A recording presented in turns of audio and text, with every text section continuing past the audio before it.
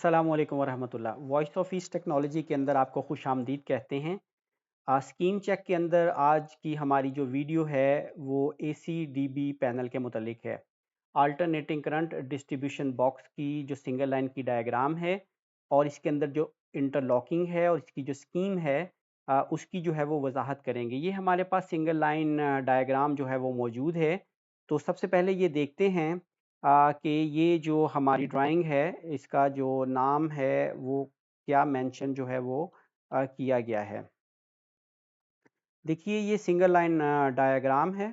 यहाँ पर ये मेंशन है single line diagram main distribution board ACDB LOC control room के अंदर जो है वो यहाँ पर मौजूद है। तो ये एक ग्रिड स्टेशन है जिसकी जो है वो हमारे सामने ACDB पैनल की जो सिंगल लाइन डायग्राम है वो यहाँ पर मेंशन की गई है और इसके अंदर तमाम डिटेल जो है वो दी गई है। दूसरा ये है कि यहाँ पर जो लेजेंड के अंदर जो सिंबल वगैरह यूज़ हुए हैं उनकी वजाहत भी जो है वो दी गई है। आइए देखते हैं कि वो क्या हैं। DPDM यानी डिजिटल पावर डिमांड मीटर है। एयर सर्किट ब्रेकर यहाँ पर मौजूद है। 74 जो है वो ट्रिप सर्किट सुपरविजन रिले को जो है वो बयान कर रहा है। इसी तरह जो है 86 जो है वो ट्रिप रिले को का सिंबल है और बेसिकली ये आंसी कोड हैं कि जो मुख्तलिफ रिलेज के लिए और ट्रिप जो हमारे पास सुपरविजन रिलेज हैं उनके हवाले से ये कोड आंसी कोड कहलाते हैं। इसी तरह हमारे करंट ट्रांसफार्मर का सिंबल यहाँ पर मौजूद है। 27 आंसी कोड है अंडर वोल्टेज रिले का। 59 जो है वो ओवर वोल्टेज के लिए ओवर वोल्टेज रिले के लिए मख्तस है। इसी तरह MCCB ब्रेकर जो है यानी मोल्ड केस सर्किट ब्रेकर उसका सिंबल ये बयान किया गया है। इसी तरह MCB यानी मिनिएचर सर्किट ब्रेकर जो है वो भी जो है वो उसका सिंबल यहाँ पर मौजूद है। इसी तरह डिजिटल वोल्ट मीटर का सिंबल ये है। वोल्ट मीटर सेलेक्टर का सिंबल यहाँ पर मौजूद है। इंडिकेशन लैंप का जो है वो ये सिंबल यहाँ पर मौजूद है। इसी तरह अगर हम इसकी सिंगल लाइन डायग्राम के अंदर जाएं तो यहाँ पर हमारे सामने दो सोर्स जो है वो हमें नज़र आ रहे हैं। सोर्स वन है और सोर्स टू है। सोर्स वन को देखते हैं उसकी जो डिटेल है वो क्या मेंशन की गई है। ये एक रिंग मेन यूनिट है जहाँ पर आ, एक सप्लाई आ रही है 13.8 केवी और ये स्टैंडर्ड वोल्टेज हैं जो कि मीडियम वोल्टेज कहलाते हैं। और ये मीडियम वोल्टेज इनको जो है वो एक ऑक्सिलरी ट्रांसफार्मर के ज़रिए जो 500 केवीए का ट्रांसफार्मर है 13.18 केवी को 400 वोल्ट के अंदर जो है वो तब्दील किया जा रहा है। तो ये सोर्स वन है कि जिसके ज़रिए सप्लाई आ रही है। इसी तरह ये जो इसी तरह सोर्स टू जो है वो यहाँ पर मेंशन है। बिल्कुल सेम सेम है लेकिन ये सोर्स टू है। एक पैरेलल सोर्स मौजूद है कि यानी खुदा न खास्ता अगर एक सोर्स से सप्लाई आना जो है वो बंद हो जाती है तो दूसरी साइड से जो है वो सप्लाई जो है वो आती रहे। तो ये पैरेलल सोर्स जो है वो ग्रिड स्टेशन पर जो है वो दिया जाता है इसलिए ताकि हमारी जो सप्लाई है वो किसी सूरत में मुतासिर ना हो और हमारा सिस्टम जो है वो काम करता रहे। यहाँ पे भी ये देखें कि एक पैनल है जिसके ज़रिए हमारी जो सप्लाई जो है वो आ रही है और 13.18 केवी RM U2 के अंदर जो है वो ये सप्लाई आ रही है और ये सप्लाई जो है फिर एक ऑक्सिलरी ट्रांसफार्मर के थ्रू 400 वोल्ट के अंदर जो है वो स्टेप डाउन जो है वो हो जाती है। इसके बाद जो है वो ये सप्लाई जो है वो एक केबल के ज़रिए जो है वो आगे पहुंचाई जा रही है। ये देखिए ये सप्लाई आ रही है लेकिन इसके ऊपर जो है कुछ प्रोटेक्शन जो है और इसकी जो है वो मॉनिटरिंग भी जो है वो की जा रही है। यहाँ पर ये देखें कि जो सबसे पहले हमारे सामने MCB के सिंबल मौजूद हैं Q11 Q12 Q13 यानी Q11 से Q13 तक जो है वो MCB लगाए गए हैं। यहाँ से फिर आगे जो सप्लाई है वो हमारे इंडिकेटर्स के अंदर जा रही है जिससे पता चलेगा कि हमारे पास जो है वो सप्लाई जो है वो मौजूद है। इसी तरह F27 यानी अंडर वोल्टेज और 59 ओवर वोल्टेज रिले जो है वो यहाँ पर मौजूद है। इसी तरह हमारे पास जो है वो यानी वोल्ट मीटर भी जो है वो मौजूद है और वो भी हमें ये बता रहा है कि हमारी जो वोल्टेज हैं वो क्या हैं। और ये सीटी जो है वो मौजूद है कि जिसके ज़रिए जो है वो इसको सप्लाई दी जा रही है, और इसी तरह पैरेलल में भी इसको जो सप्लाई जो है वो मिल रही है।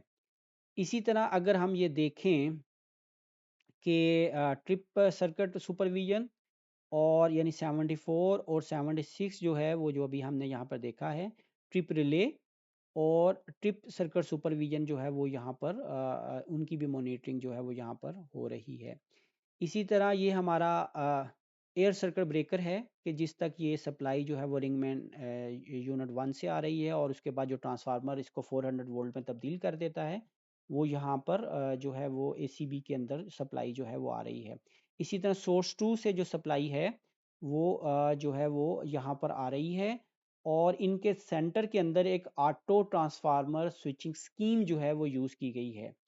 वो ऑटो ट्रांसफार्मर स्विचिंग स्कीम जो है वो ये है कि अगर खुदा न खास्ता एक सोर्स से सप्लाई आना बंद हो जाए, तो दूसरा सोर्स जो है वो यानी उसके लोड को जो है वो इस बस स्विच के ज़रिए दूसरी तरफ जो है वो मुंतकिल कर दिया जाए। यानी ये दो लोड हैं, उन दोनों लोड को एक इंडिपेंडेंटली भी जो है वो सोर्स प्रोवाइड किया जाए, और अगर खुदा न खास्ता किसी वजह से एक सोर्स से सप्लाई आना बंद हो जाए, तो दूसरा सोर्स जो है वो इसको इस बस स्विच के ज़रिए जो है वो सप्लाई जो है वो प्रोवाइड कर दे। तो ये एक बस स्विच जो है वो मौजूद है। इसकी जो इंटरलॉकिंग है उसको हम ज़रा बाद में समझाएंगे। पहले हम ये देखेंगे कि सोर्स 1 का जो लोड है, यानी इसको इसकी जो आगे डिस्ट्रीब्यूशन है एसी सप्लाई की, वो कहाँ कहाँ पर हो रही है। इसको देखें कि इस पूरी बस को जो है वो मॉनिटर किया जा रहा है वोल्टेज सेलेक्टर के ज़रिए। यहाँ पर डिजिटल वोल्ट मीटर जो है वो लगा हुआ है, और उसके बाद ये सप्लाई जो है यानी ये बस की भी जो है वो डिटेल जो है वो पूरी यहाँ पर पूरी दी गई है कि कितने किलो अम्पेयर तक ये लोड जो है वो ये बस जो है वो उठा सकती है। उसके बाद MCCB लगे हुए हैं मुख्तलिफ लेवल के, और इन MCCB के ज़रिए मुख्तलिफ जगहों के ऊपर जो है वो सप्लाई जा रही है। ये एसी सप्लाई पूरे ग्रिड स्टेशन के अंदर मुख्तलिफ जगहों पे यूज़ होती है। आपके जो डीसी चार्जर है उनको सप्लाई जा रही है, फिर इसी तरह आपकी जो बिल्डिंग की एसी सप्लाई है उनको जो है वो यहाँ से सप्लाई दी जा रही है। इसी तरह इनकमिंग पैनल्स को सप्लाई यहाँ से दी जा रही है, और जहाँ जहाँ पर एसी सप्लाई जानी है, इनको मुख्तलिफ जो है वो MCCB के ज़रिए उनके लोड के हिसाब से यहाँ पर सप्लाई मुंतकिल की जा रही है। आगे ये देखें कि यहाँ पर हमें कुछ स्पेयर जो है वो पॉइंट भी नज़र आ रहे हैं। ये फ्यूचर के लिए हैं कि अगर खुदा न खास्ता अगर हमारी कोई एक लाइन जो है वो ख़राब होती है, तो इस सप्लाई को जो है वो दूसरी साइड के ऊपर जो है वो मुंतकिल कर दिया जाए। मज़ीद ये देखें कि यानी ये जो सोर्स 2 है, इसमें भी अगर आप इसको ज़रा गौर से पढ़ेंगे और देखेंगे, तो बाज़ जगहों के ऊपर जो है वो डबल सप्लाई जो है वो मौजूद है। जैसे कि हमारे DCDB पैनल को सोर्स 1 और सोर्स 2 यानी 2 जो हैं वो रेक्टिफायर्स के ज़रिए जो है अपनी बैटरी को जो है वो सप्लाई दी जा रही है। अगर खुदा न खास्ता एक सोर्स से या एक बैटरी चार्जर जो है वो उसको चार्ज नहीं कर पाता, या उसके अंदर कोई फ़ॉल्ट आता है, तो वो दूसरे सोर्स से जो है वो सप्लाई उसको जो है वो मिल जाएगी। तो अनइंटरप्ट पावर सप्लाई जो है वो यहाँ पर देने की कोशिश की गई है। तो ये वो सिंगल लाइन डायग्राम है कि जिसके ज़रिए हमारी एसी सप्लाई जो है वो डिस्ट्रीब्यूट हो रही है। तो ये वो बेसिकली स्कीम है कि जो हमें ये बताती है कि कहाँ से सप्लाई आ रही है और कहाँ पर जा रही है। इसकी अब जो इंटरलॉकिंग है, उस इंटरलॉकिंग को हम एक ट्रुथ टेबल के ज़रिए समझने की कोशिश करेंगे। किसी भी स्कीम के अंदर जो इंटरलॉकिंग है वो बड़ी अहमियत की हामिल होती है, और इंटरलॉकिंग इसलिए की जाती है ताकि हमारी कोई रॉन्ग ऑपरेशन जो है वो ना हो सके।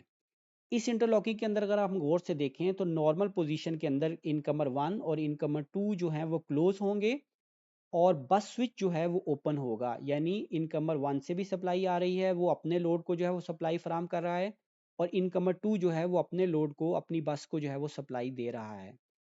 अगर फ़र्ज़ करें कि हमारा इनकमर जो है वो 1 किसी वजह से वहाँ वहाँ पे फ़ॉल्ट आ जाता है और सप्लाई बंद हो जाती है और वो स्विच ओपन होता है, तो ये स्कीम ये कहती है कि उसी लम्हे जो है वो आपका बस स्विच जो है वो ऑन हो जाएगा, और इनकमर 2 के ऊपर जो है वो आपका सारा लोड जो है वो शिफ्ट हो जाएगा। इसी तरह अगर खुदा न ख़ास्ता इनकमर 2 जो है वो हमारा ओपन होता है, तो साइमल्टेनियसली आपका जो बस स्विच जो है वो क्लोज़ हो जाएगा, और ये सप्लाई जो है वो इनकमर 1 के ऊपर जो है वो शिफ्ट हो जाएगी।